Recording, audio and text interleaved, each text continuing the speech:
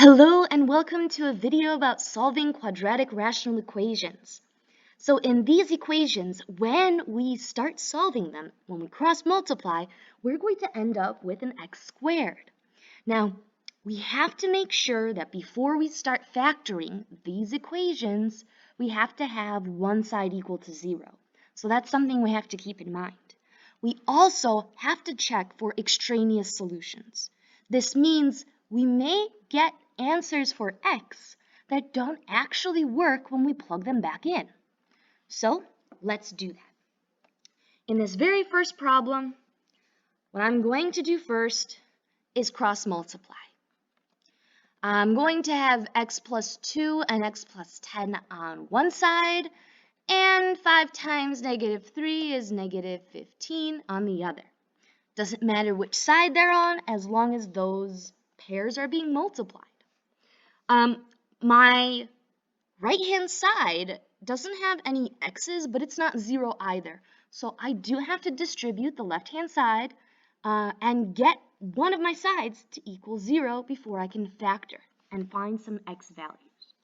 Okay, so we are going to distribute. We get x squared plus 12x plus 20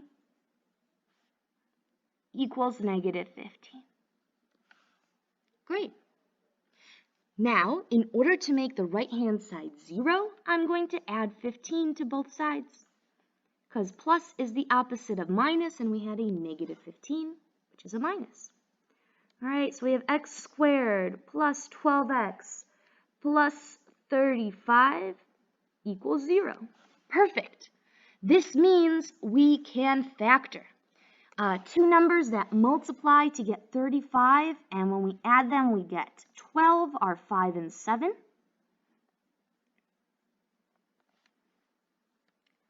So, using the zero product property, we can split these up. And we have two answers, either x equals negative 5 or negative 7. We have to check them because one of them may not work, or both of them, or both of them will work. We have to check. Okay, so let's plug negative 5 in first. And I'm plugging them into my original fraction. I'll zoom out so you can see that a little better. So I have negative 5 plus 2 over negative 3. Does it equal 5 over negative 5 plus 10? So I just plugged a negative 5 in for x. So I get negative 3 over negative 3. Does that equal 5 over 5? Yeah, that works, right? Because negative 3 over negative 3 is positive 1, my bad. And 5 over 5 is also 1. So yeah, negative 5 works. Perfect. I'm going to move this out in my way. Give me a second. Oops, I did not lasso it all. Thanks for your patience. You could probably forward through this, by the way, since this is a video and not live. Okay, so this one works. Perfect. Let's do the same thing with negative 7. So I'm going to, whoa, uh-oh, what's going on? My screen's dancing. My screen is dancing. Okay, there we go. That was crazy. That was crazy. Okay, I think I zoomed in a little too much. All right, let's plug in that negative 7. So we have negative 7 plus 2 over negative 3. Does that equal? Well, that's supposed to be an equal sign. There we go. Does that equal 5 over negative 7 plus 10? Okay. So let's see. We get negative 5 over negative 3. Does that equal 5 over positive 3? Yes, it does. Okay, so in this case, both of them worked. Fantastic. Let's mark that up. Both of these work. There are no extraneous solutions here. Let's try the next one. just like before, we are going to start off by cross multiplying, which means on one side I have 5x plus 6 and x, and on the other side I have 7 and 3x. All right, let's distribute. Boop, boop. So I have 5x squared plus 6x equals 21x. Wow, okay. Let's get the right-hand side to equal 0 again. Why not? So I'm going to do that by subtracting 21x from both sides. I can only subtract the 21x from the 6x because those are the like terms. So I have 15x squared minus, whoops, I meant to say 5x squared minus 15x equals 0. Okay. Now, unlike this one, it's not a trinomial.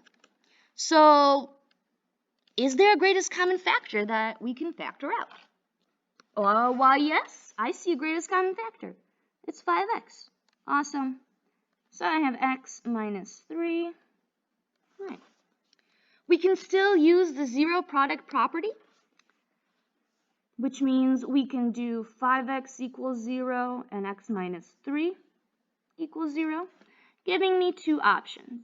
Either x equals 0 or x equals 3, or both, or neither, or one of them. Or did I already say one of them? I don't know. Doesn't matter. Let's plug them in.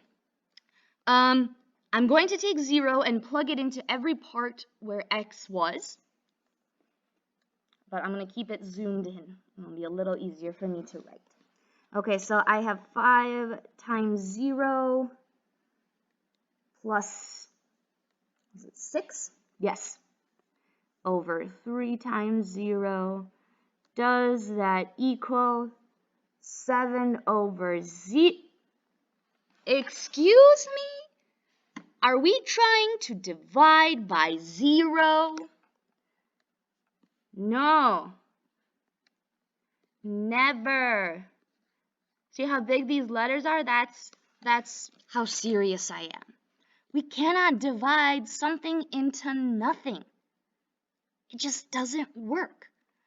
If you think back to science, when you keep making something smaller, right? If you keep splitting something in half, you keep splitting it in half. Things keep getting smaller, right? So I think that's something you learned in science. I don't remember actually where I learned it. I'm pretty sure I learned it in science class at some point in high school. But you just can't divide by 0. It's not possible.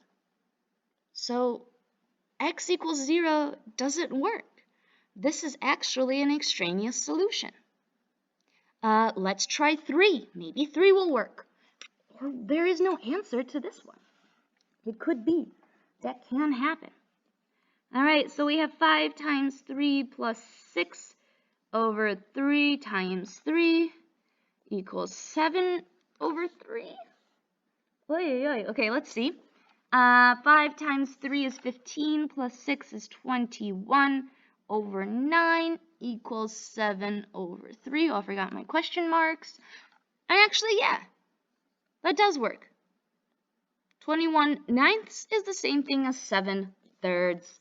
So, ultimately, we just have one answer for this rational equation because one of them was extraneous, because we cannot ever divide by 0. Maybe sometime in the future they'll figure that out. Maybe that's how we get time travel. I don't know. But as of right now, November 5th, 2020, dividing by 0 is a big no-no. All right. I hope this was helpful. Have a wonderful rest of whatever day it is for you. Bye.